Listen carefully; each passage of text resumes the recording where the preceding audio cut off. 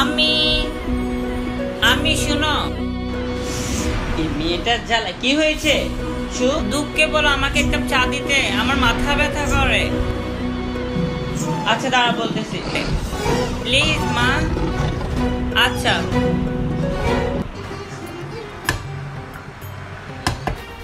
আয় তো, সুখের জন্য চা কাপ নিয়ে তাড়াতাড়ি, ওর মাথা ব্যথা করে।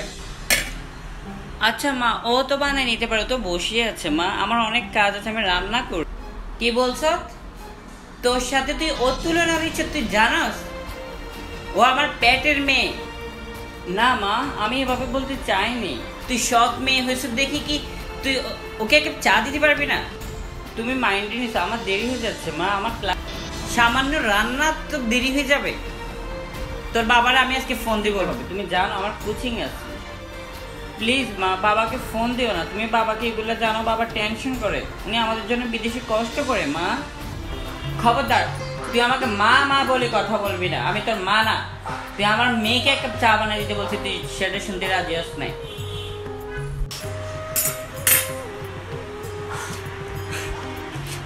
আজকে যদি নিজের মা বাঁচে থাকতো তাহলে এইভাবে আমাকে এগুলো শুনতে হতো না। আল্লাহ, কেন তুমি আমার মাকে এভাবে নিয়ে গেলে?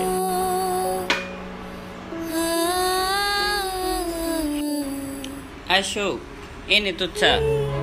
আর শোন, মাকে একটু বুঝাই। কেন রে, কি বুঝাবো আমি মাকে? কি বলছো তুই আবার মাকে? তেমন কিছু না, আমি বলছি মা তুমি সুখকে বলো একটু চা বানিয়ে নিতে, তুই তো জানিস আমার অনেক কাজ।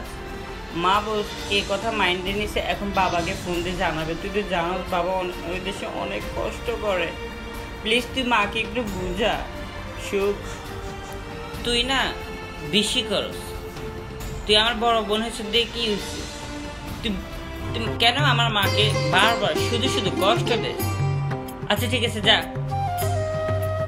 বলবো না আমি। সৎ বোনগুলো এরকম হিংসুটি হয়।